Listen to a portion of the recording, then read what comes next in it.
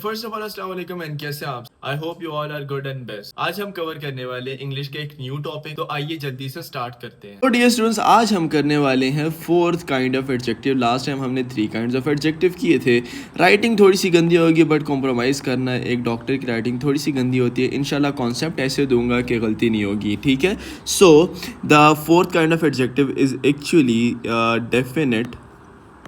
Definite numeral, sorry, it's NUMERAL, numeral adjective. Okay, ADJ का मतलब होता है एडजेक्टिव। ओके, अच्छा, ये राइटिंग ऑटो करेक्ट होती जाएगी, परेशान नहीं होना। और ये अब बेहतर भी हो रही है, लास्ट टाइम ऑटो करेक्ट नहीं हो रहा था। खैर, डेफिनेट न्यूमरल एडजेक्टिव। एक बात बताऊँ, मुझे कोई नंबर्स बताएगा? नंबर्स क्या होते हैं? 1 होते हैं, 2 होते हैं, 3 होते हैं, 4 होते हैं, 5 होते हैं। Okay, 6 7 8 up to so on.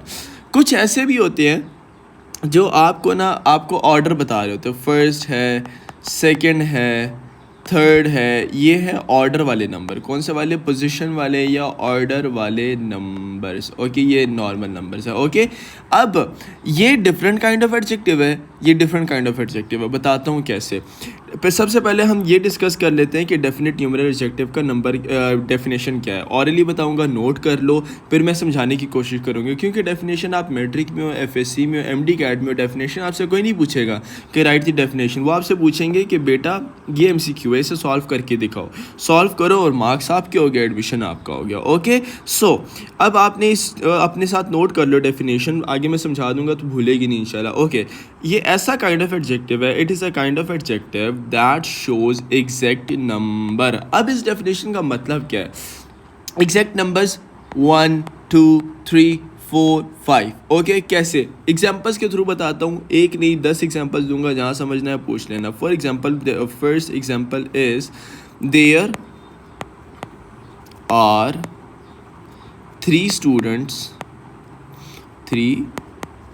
students in the class। मेरी बात समझ रहे हो कि नहीं? मेरी बात समझ आई कि नहीं? एग्जैक्ट नंबर बताएं, कितने स्टूडेंट्स हैं क्लास में? 3। अच्छा, एक और एग्जांपल बता देता हूँ आपको कि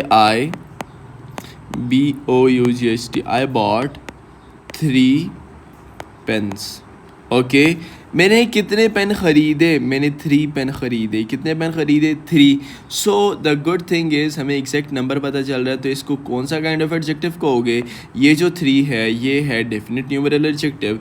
ये वाला 3 डेफिनेट न्यूमरल एडजेक्टिव। 3 की जगह अगर 2 भी आता तो डेफिनेट न्यूमरल एडजेक्टिव होता। मेरी बात समझ रहे हो कि नहीं? समझ आ रही है कि नहीं? एक मिनट, ये ऑटो करेक्ट हो गया है, इसको हम करेंगे। ये लो आ गया वापस। Okay, so it is actually a definite kind of adjective, definite numeral adjective। okay, अब बेसिकली एक बात और बताना चाहता हूँ कि ये जो डेफिनेट नहीं है, ये डेफिनेट, इस डेफिनेट न्यूमरल एडजेक्टिव के अंदर 2 काइंड्स ऑफ एडजेक्टिव आते हैं। आइए उसको भी डिस्कस कर लेते हैं जल्दी से।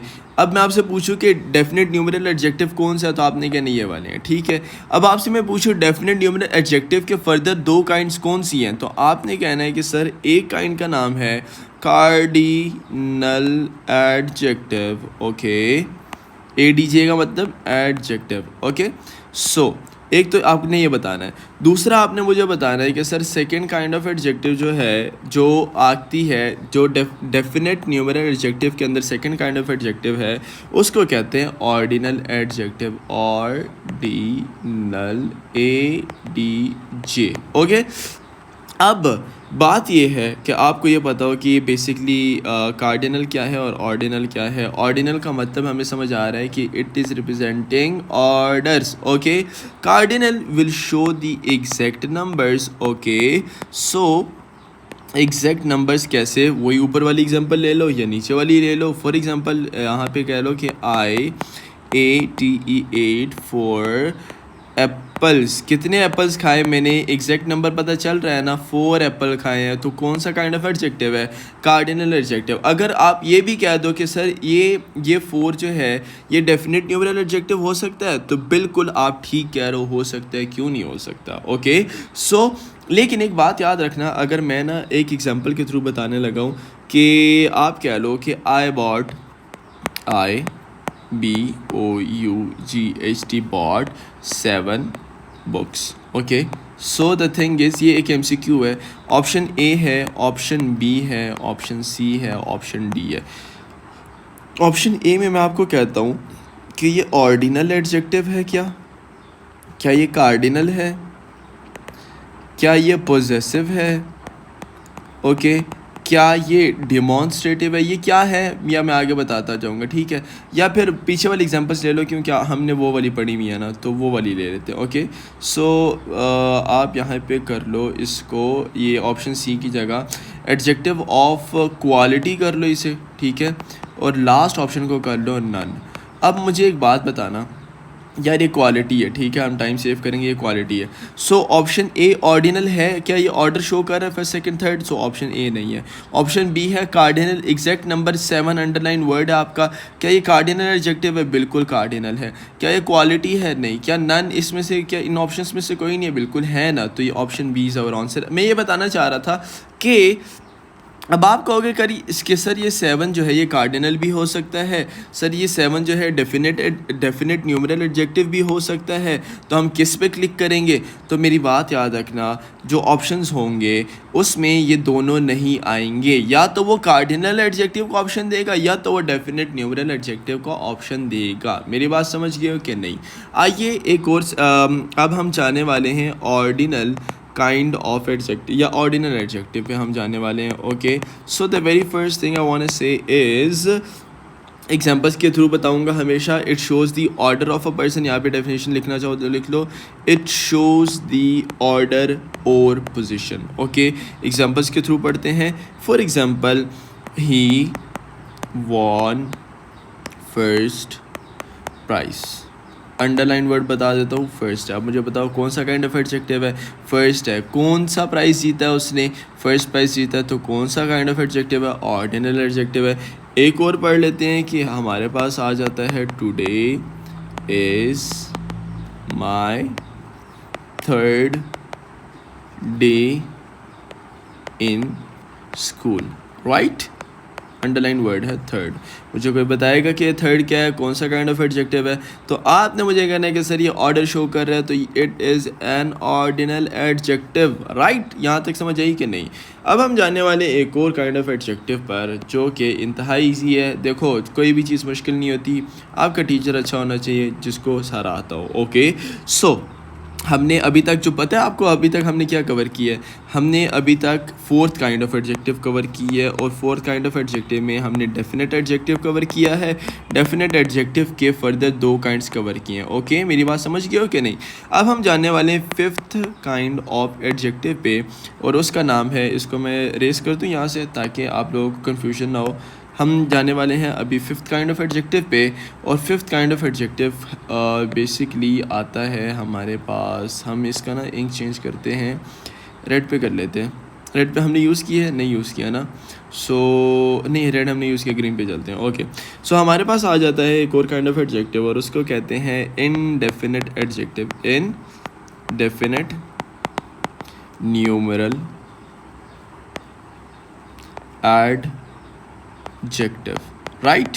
सो the thing is, I want to say कि ये ऐसा काइंड ऑफ एडजेक्टिव है जो कि आपको एग्जैक्ट नंबर नहीं बताएगा। फॉर एग्जांपल, यहाँ पे आप डेफिनेशन लिख लो, this kind of adjective does not show exact numbers, okay.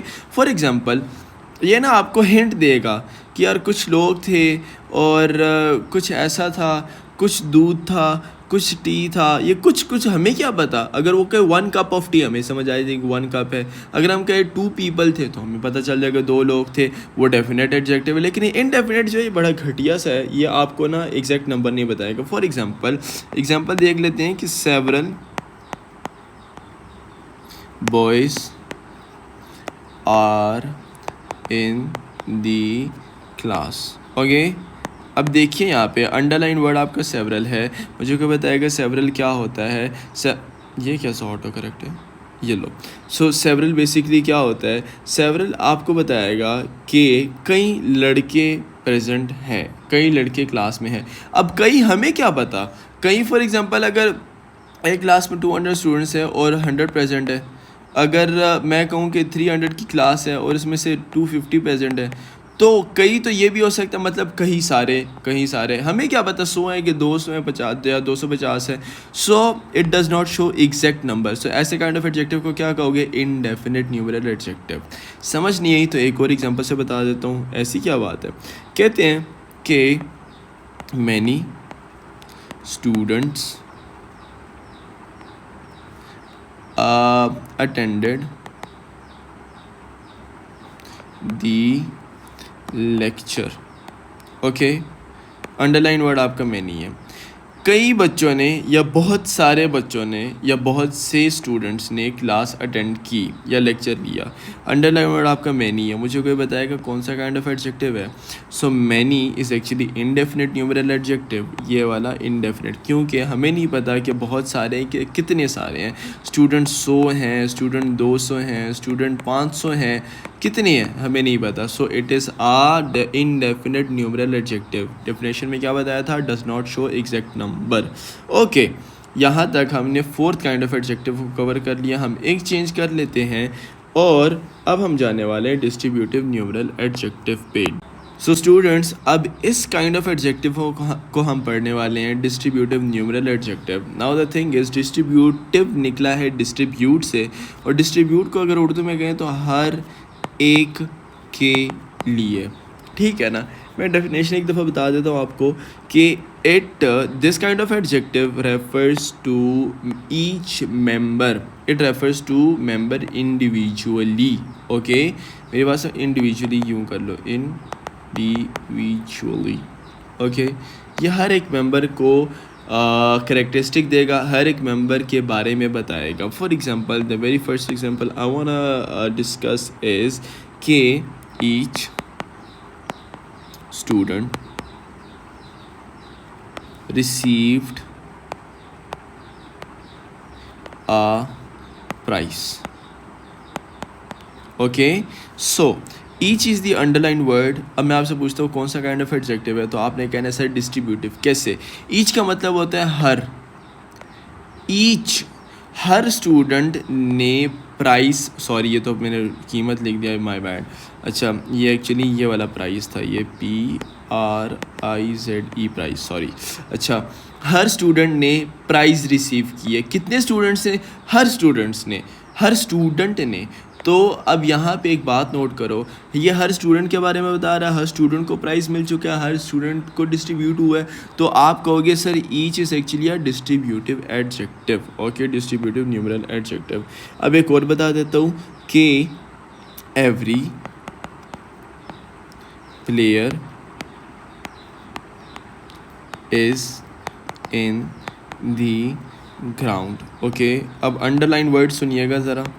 Every is the underline word है, और आपसे पूछूं कि जो एवरी है कौन सा काइंड ऑफ एडजेक्टिव है, आपने कहना है डिस्ट्रीब्यूटिव एडजेक्टिव है, because it is distributing to every player. कहना ये चाह रहा है कि हर प्लेयर कहाँ है? ग्राउंड में है. कोई मिसिंग है? कोई भी मिसिंग नहीं है. सो हर प्लेयर तक बात गई है, हर प्लेयर के बारे में बताया गया है. तो आपने कहना है every is actually a distributive numeral adjective. मेरी बात समझ रहे हो कि नहीं? ठीक है ना. So that's all distributive numeral adjective का. और कुछ वर्ड्स और भी याद रख लो. अगर आपके पास ईच आए, ओके, ईच आए, एवरी आए, और यार ये राइटिंग गंदी हो गई है ना, ओ गॉड.